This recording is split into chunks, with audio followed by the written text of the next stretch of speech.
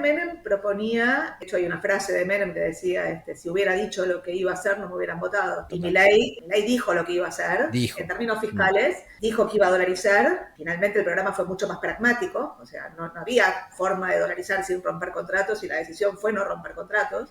Menem termina rompiendo contratos. ¿Cómo surgió esta idea de hacer este parangón entre la gestión Milei y los 90 inicialmente?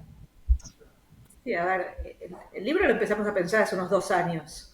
Todavía estábamos en la campaña del 2023, todavía Milei era un candidato que estaba ganando influencia, que estaba ganando participación electoral, pero digo, no era lo que fue después del balotaje, fue esto antes de la primera, de la paso, digamos, del 23. Mm.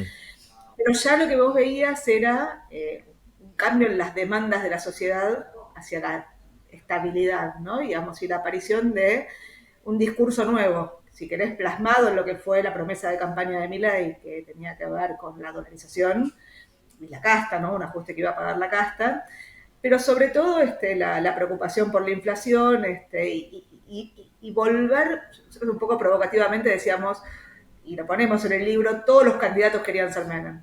O sea, todos querían Mm. ser Menem. Milei hablaba de Menem en primera persona, digo, de hecho se dejaba crecer las patillas de Menem.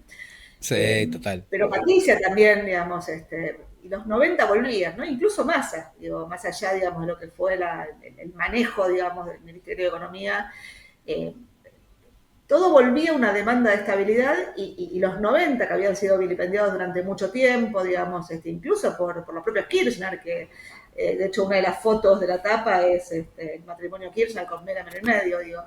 Eh, Sí. entonces lo que hacemos es arrancamos en el final de Tiempo Perdido, pero el disparador del libro es Menem el 14 de mayo del 25, ingresando el busto de Menem a la Casa Rosada por la Puerta Grande y diciendo que fue el mejor presidente de la historia. Mm. 14 de mayo del 25, perdón, del 24, es 24, sí, justo sí. el aniversario de 25 años de la elección que lo lleva a Menem a la presidencia.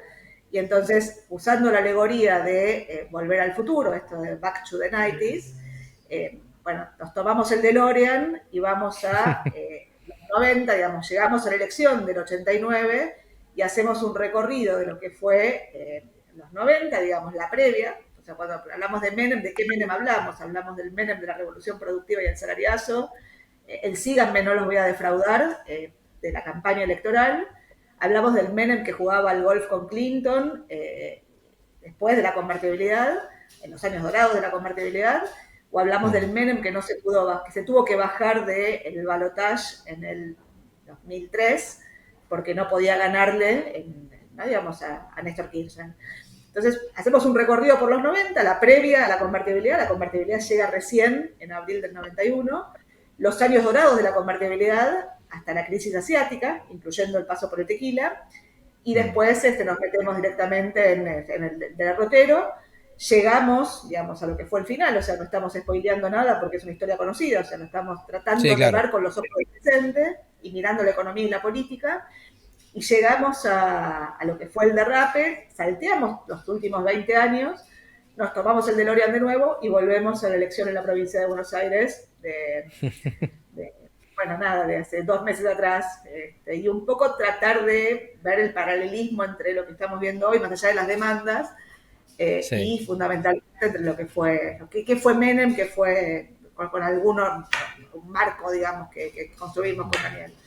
Ese es el ¿Por libro, qué digamos. dicen, sí, por qué Marina y Daniel, si querés también contalo esto, por qué ven que había tanta demanda, no sé si nostalgia, demanda de un regreso a los 90 en algunas cosas en la Argentina después de, vos decías, estaba Patricia diciendo lo mismo, Javier Milei, más a su manera alguna cosa, ¿por qué había esa cuestión de, che, para qué volver a alguna cosa a los 90 que al final, después lo que pasó, evidentemente había algunas cosas para sacar? De lo malo o lo bueno, había cosas para sacar de ahí.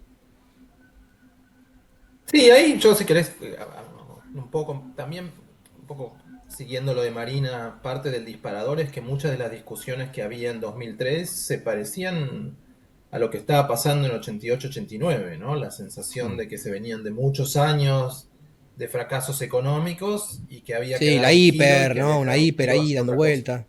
Claro.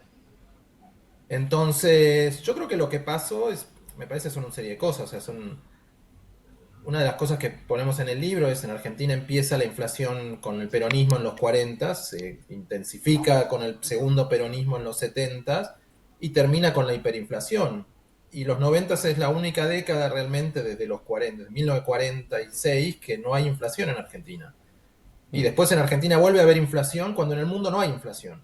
Y la inflación es alta y disruptiva y se agrava en el último tiempo del gobierno de Alberto Fernández. Entonces creo que empieza a haber también esa sensación que nosotros vimos que había en el 89 de descontrol y de que había que ordenar. Y lo que surge con Milei es ordenar hacia la dolarización, que como vos decías antes es un punto extremo, es un paso más todavía que el de la convertibilidad, que fue un extremo, ¿no? Y yo creo que el atractivo viene justamente por la demanda de que haya estabilidad de precios, de poder consumir productos normales, de poder comprar dólares, digo, de dejar de lado todas las distorsiones que los casi 20 años de kirchnerismo y los siguientes fracasos dieron, ¿no? Y en ese sentido se parece mucho esta sensación de hay que cortar con décadas de fracaso e ir hacia ahí. Y creo que en el recuerdo bueno, la última vez que eso más o menos pasó fue en los 90, y después lo que hay es cada uno tiene sus interpretaciones de qué fracasó, ¿no? O sea, Mm. de por qué la convertida fracasó. No fue lo suficientemente profunda, piensan algunos, lo fiscal estuvo mal, otros piensan que era el mal, ¿no? Y parte de lo que creo que tratamos de hacer con Marina es mostrar, bueno, hay motivos por los cuales eso fracasó, y si eso se repite, lo más probable es que vuelva a fracasar. Sí, ahí, Marina, está bueno esto de la referencia en donde había una especie de demanda de la gente, digamos, esto de Milei, mucha gente ilusionada con que, pará, voy a ganar en dólares, se va a dolarizar la economía, ¿no? Medio, la convertibilidad fue un paso previo, hoy el gobierno lo descarta, pero no lo descarta después del todo, cuando le preguntan a Milei, nada, bueno, no ahora, pero eh, vos ahí en el libro de ustedes plantean esto, las lecciones que uno tiene que aprender de ese momento en los 90 y lo que se había incubado previamente. Hoy estamos, más allá que el que mejor lo leyó todo esto, evidentemente fue Javier Milei, por eso ganó y por eso sigue teniendo un apoyo, ¿no? En términos políticos. Hay muchas, aparte de las similitudes, hay muchas diferencias para pensar que hay cuestiones que van a ser completamente distintas a lo que terminaron haciéndose los 90 hoy por hoy. Sí, a ver, digo, la historia no se repite, pero rima. Pero Claro. las cosas van cambiando, digo, las tecnologías son distintas, el mundo es distinto, la inserción de Argentina en el mundo es distinta, la estructura social argentina es distinta. O sea, hay muchas cosas distintas y sobre todo la convertibilidad, si querés, que fue el programa que funcionó y que después terminó colapsando, o sea, tuvo su apogeo y después tuvo su fracaso, cuando el resto de los países de alguna forma pudieron salirse de la rigidez cambiaria. O sea, los tipos de cambio fijo eran parte de los programas de estabilización de los 90, y la Argentina fue más allá, no era un tipo de cambio fijo, era una caja de conversión que tenía la dolarización de contratos detrás y la dificultad de correrte cuando en el mundo claramente giró, sobre todo a partir de la suba en la tasa de interés en Estados Unidos en el año 96 y la situación de crisis que vino después, fundamentalmente la devaluación de Brasil. Entonces sí, lo que digo es, historias distintas, pero el mundo era distinto, ¿no? O sea, nosotros hacemos un paneo de qué fue, o sea, digo, cuando terminamos de describir, digamos, cómo era el proceso previo, digo, si querés, a la elección, que llega Menem a la presidencia, digamos, y los discursos de Menem y cómo se fue, si querés, adaptando el peronismo, ayornándose el peronismo. Está bueno esto que decías. Esto decía de que Menem hablaba de la revolución industrial y Milei ganó hablando de la motosierra y que no hay un gas, no hay un mango. Claro, son productiva, perdón. Claro, y Milei diciendo motosierra y acá no hay plata, ¿no? Prometiendo cosas completamente distintas. Sí, en realidad Menem proponía, de hecho hay una frase de Menem que decía, si hubiera dicho lo que iba a hacer no me hubieran votado. Claro, y Milei dijo lo que iba a hacer, en términos fiscales, dijo que iba a dolarizar, y finalmente el programa fue mucho más pragmático, o sea, no había forma de dolarizar sin romper contratos y la decisión fue no romper contratos. Menem termina rompiendo contratos, o sea, el plan Bonex es parte del saneo del balance del Banco Central. Hay una anécdota, digamos, que nosotros la descubrimos, digamos, en alguna de las conversaciones que tuvimos, las entrevistas que hicimos para el libro. Cuando vos mirás la composición, digamos, del equipo económico, sobre todo después de que falla el plan Bungeborn, y asume a Armand González como ministro, y todo el manejo del Banco Central en esos meses, hasta, digamos, desde el plan Bonex hasta la convertibilidad. Hay un periodo, creo que son 3 meses, donde, digamos, uno hoy habla, digamos, no de la coordinación, si querés ponerlo en términos positivos, o de la falta de independencia del Banco Central. Digo, yo creo que no podés tener independencia del Banco Central cuando no tenés moneda, tenés que construir la moneda, entonces tenés que, y tenés un problema fiscal detrás, y de deuda fundamentalmente más que fiscal. Pero en ese momento, digamos, vos tenías el el ministro de Economía, que era Herman, que era en simultáneo presidente del Banco Central. O sea, ya no es que había coordinación, era la misma persona. Pero hay muchas cosas, digamos, que fuimos encontrando en el libro, algunas no las pudimos volcar, pero digamos, que surgen de las propias entrevistas, y sobre todo los puntos de vista, porque Daniel tiene una frase que a mí me gusta mucho, es genial. Él dice: la Argentina es el país donde nunca nadie se equivocó. Cuando vos mirás los países donde las estabilizaciones funcionaron, o donde los programas económicos funcionaron y los programas políticos funcionaron, después aparecen siempre problemas, o sea, la historia no es lineal, no hay un punto final de la historia. Pero digo, si generalmente tenés el libro que te explica por qué funcionó. Tenés libros sobre el Plan Real, tenés libros sobre la estabilización en Perú, tenés libros sobre la estabilización en Chile, tenés libros sobre la estabilización en Uruguay. O sea, hay historias construidas sobre... Siempre después aparece una puja entre quién es el padre de la criatura, digamos, pero hay historias que se construyeron. En Argentina, el ser esto del círculo que tenemos, ¿no? La cinta de Moebius, ¿no? Con una historia que se repite, la verdad que lo que termina generándose es un intento de construcción de una historia de que falló, no por culpa mía, falló porque no sé, porque el mundo, porque el peronismo, porque etcétera, etcétera. Sí. La verdad es que la historia o sea, no es lineal, precisamente no es lineal, pero hay una historia, o sea, no es la historia, digo, en Argentina, digamos, de estar todo tan agrietado, las historias como son fragmentadas, ¿viste? O sea, Sí, cada cual la cuenta por el lado que le conviene, exactamente. ¿Qué ven ustedes de...? Sí. No, digo, ¿qué de las políticas que implementó o quiere implementar el gobierno de Javier Milei te parece que puede ser, digamos, emparentadas con los 90? Yo me acuerdo, recién lo decía, digamos, el gobierno habló, en el momento Caputo hablaba de vamos a hacer privatizaciones, no pasó nada todavía de eso, pero está la idea. De hecho, Caputo dice, pueden entrar dólares por acá. El tema de las reformas, porque hacemos reformas estructurales, en los 90 se han hecho reformas, seguramente mucho más importante, digamos, la que pueda llegar a ser este gobierno. ¿Ves una línea por ese lado? ¿Ves que es algo pero muy, muy menor? Algunos, el otro día hablaba con un exfuncionario de los 90, me decía, no, pero lo que puede hacer este gobierno no tiene nada que ver con lo que hicimos nosotros. Nosotros hicimos una revolución total de Argentina, esto va a ser más anecdótico, más puntual. ¿Coinciden en eso o puede haber algo en términos de la magnitud de lo que pueda hacer este gobierno? Yo digo algo, yo creo que depende, todavía creo que no está claro. También una cosa que es importante en los 90 es que no, digamos, los primeros 2 años a Menem le costó hacer cosas, pero Claro. también creo que una diferencia grande es que, o hay muchas diferencias, pero una importante es, Argentina venía de 50 años de gran estatismo, ¿no? A pesar del aumento del rol del Estado en los últimos 20 años, no es el mismo Estado que tenía Argentina en el año 89. Entonces, digo, también es menos lo que se puede hacer. Se puede privatizar, pero no hay que privatizar todo como lo que se podía privatizar en los 90. Digo, la mayor parte de las empresas son privadas en Argentina. Entonces, creo que eso es diferente. Segundo, y esto creo que es importante, todo el mundo iba hacia ahí en los 90. Hoy el mundo va a contramano. Entonces, yo creo que eso también limita un poco. Pero creo que una cuestión que va de la cual va a depender mucho, digamos, Menem tenía el peronismo se encolumna detrás de él, y después del éxito de la convertibilidad tiene casi todo el poder total, ¿no? Y la convertibilidad, una de las cosas que hace es que limita los debates. Ya no se puede discutir mucho más después de eso. Hoy creo que eso está mucho más abierto. Pero yo diría que, entonces digo, me parece que es menos lo que se puede hacer, pero sí también lo que vimos en un momento es que una vez que cierta estabilidad funciona, pero la estabilidad de los 90 es una estabilidad con crecimiento, no es una estabilidad con estancamiento, digo, la de la convertibilidad. Sí se pueden hacer, y yo creo que Milei tiene posibilidades de hacer dentro de las cosas que están disponibles en Argentina, ¿no?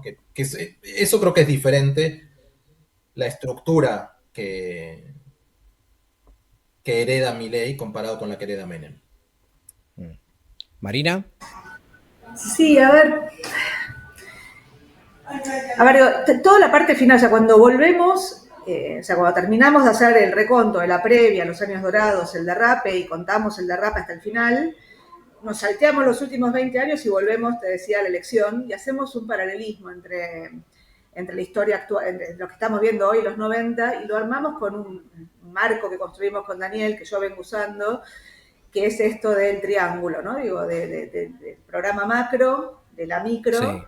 y de la gobernabilidad, ¿no? Digamos, Daniel dijo algunas cosas recién, digamos, en términos de esto, sobre todo en términos de gobernabilidad. Menem llegaba con el peronismo detrás, llegaba con una composición del Congreso distinta, llegaba con 2 leyes que había negociado con Alfonsín en el arranque digamos, cuando él gana las elecciones en mayo y cambio de gobierno en diciembre.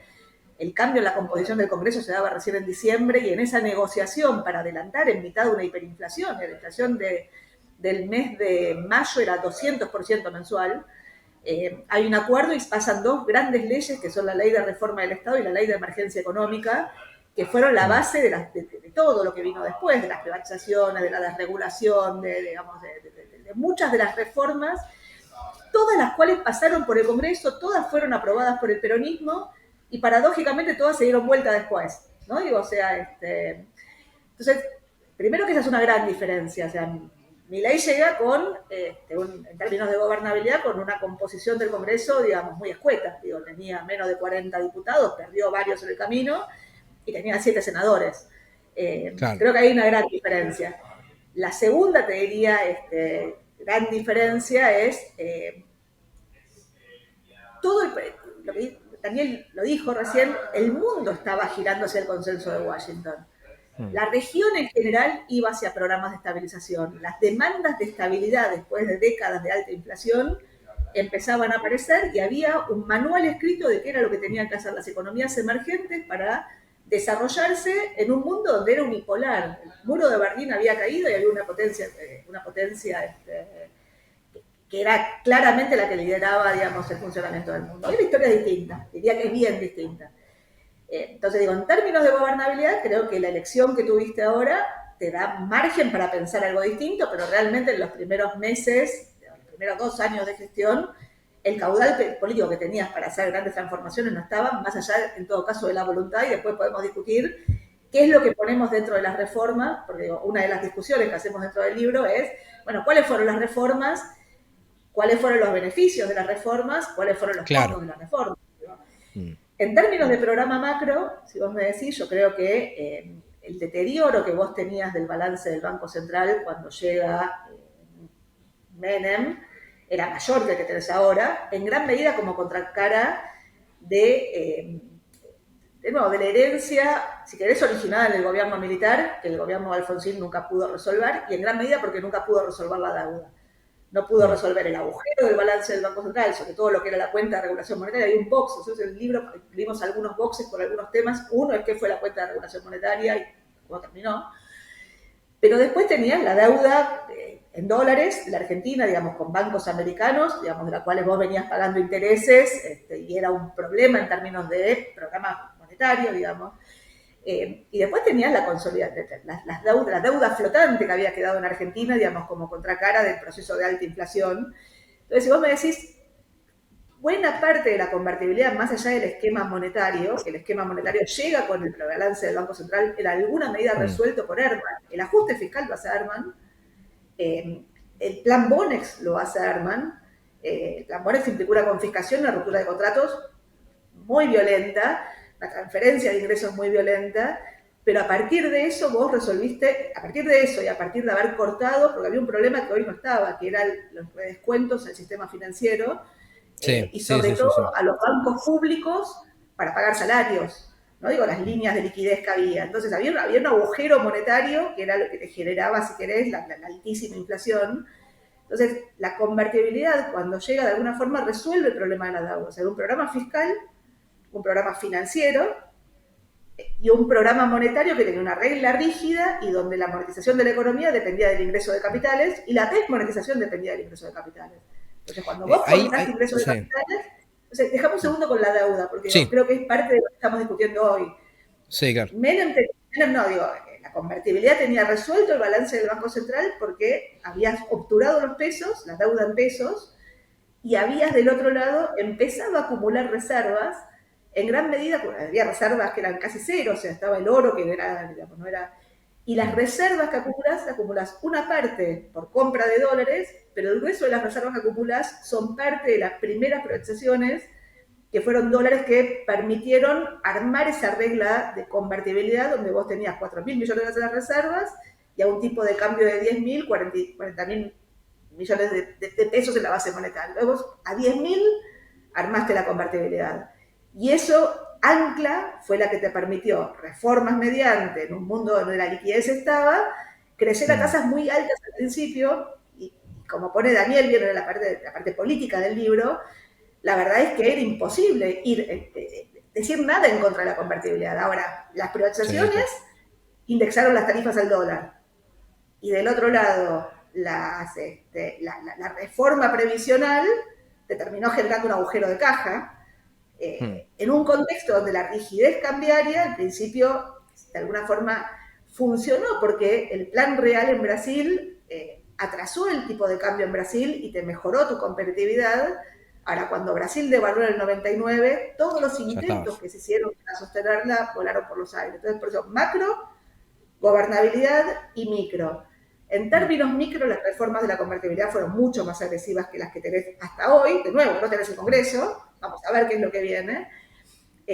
Claramente hubo un cambio en la forma en la que produjo la Argentina, y la contracara de las reformas micro, si querés, la apertura de la economía en el marco del Mercosur, con algunos sectores donde nos salieron mucho menos, y la consolidación fiscal, digamos, con una presión impositiva efectiva mucho menor que la actual. La convertibilidad no tenía retenciones, para empezar a hablar, no había impuesto al cheque, digamos, los impuestos se recaudaban y pico de producto. Entonces, lo que digo es, la mejora en la competitividad fue, te diría, mucho más significativa que la actual, sobre todo en términos de infraestructura. Antes no había teléfono, se cortaba la luz, gas, o sea, hubo un cambio muy fuerte ahí con ingreso de inversiones extranjeras. Y sobre todo lo que tuviste de contracara ese aumento en la productividad, asociado en gran medida a las privatizaciones, pero no solo, fue un aumento del desempleo, donde cuando se frena el crecimiento, ese aumento del desempleo nunca puede ser... bueno, ahí en eso, sí, en eso, Marina, te quería consultar, porque hay mucho, digamos, quizás desde el punto de vista mediático, y algunos empresarios y sectores claramente perdedores de, por lo menos hasta ahora, el modelo... Javier Milei, y muchos dicen, no, esto es una economía antiindustrial, igual como era el menemismo en los 90. El menemismo en los 90 tuvo una muy alta tasa de desempleo, que el pico llegó a ser arriba del 20-25%. Hoy no tenés eso, tenés un mundo distinto, donde te quedas sin laburo, sos Uber, sos Rappi, sos algo, pero como que medio esta cuestión de precarización y demás y demás.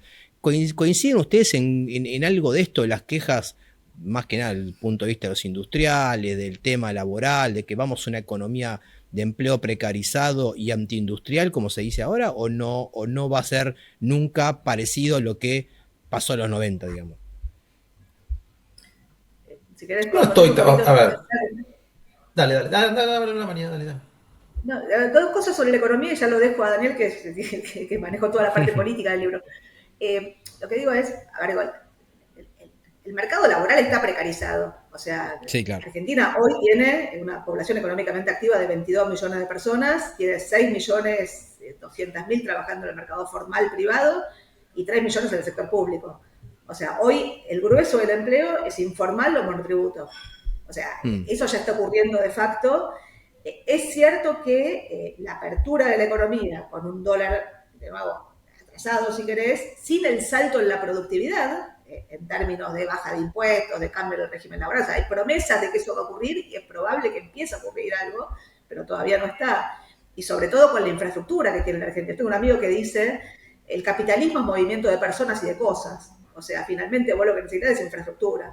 Bueno, la infraestructura de Argentina está muy deteriorada. De nuevo, no es culpa de este gobierno, la obra pública se frenó prácticamente, con lo cual se deterioró más, pero el deterioro viene de años en Argentina y el retraso relativo viene de años. Entonces vos cuando mirás el aumento del desempleo desde que llegó Milei, pasa de 5,3% a 7,6% el último dato. O sea, sube poco el desempleo. Sí. Para una economía que no cayó, que subió. O sea, el nivel de actividad en el mismo periodo sube 7 puntos y el desempleo aumenta 2. Mi lectura es que después del resultado de la elección y en la medida que se alarga el horizonte de este esquema cambiario, es probable que vos veas una aceleración en el cierre de algunas plantas industriales y en el aumento en los despidos de estos sectores, de sectores que se van a convertir en sectores de logística y no en industriales. O sea, algo de eso pasó en los 90, digo, no todos se adaptaron y probablemente esto pase ahora. Ahora, en los 90, vos dijiste 25%. La verdad que el desempleo al principio, el desempleo en los 80 era 6 puntos del PIB, con mucho empleo público y con mucho empleo de empresas públicas. Y empleo, si querés, digamos, con productividad mediocre, digo. No todo, pero en promedio. El desempleo empieza a subir en los 90, pero el desempleo los primeros 2 años sube poco, porque muchos de los que se van con retiros voluntarios arman sus propios negocios. Digo, el videoclub, el kiosco, digo, es parecido, si querés, a lo que ves hoy con el Uber, con una tecnología distinta, no había economía de plataformas. Y lo que sí estás viendo hoy es, en los 90, después el desempleo sí empieza a subir, llega al 17% en el año 97, y la expectativa era que empiece a caer, o sea, que el crecimiento de la economía te absorba, sectores de servicios, sectores... Y la verdad que lo que entraste fue en años de recesión, o sea, la economía dejó de crecer en el año 98, y desde el 98 hasta el 2002, la caída es del 20%. Entonces, nunca absorbiste el empleo, y el desempleo llega al 25% en el pico de la crisis del 2001.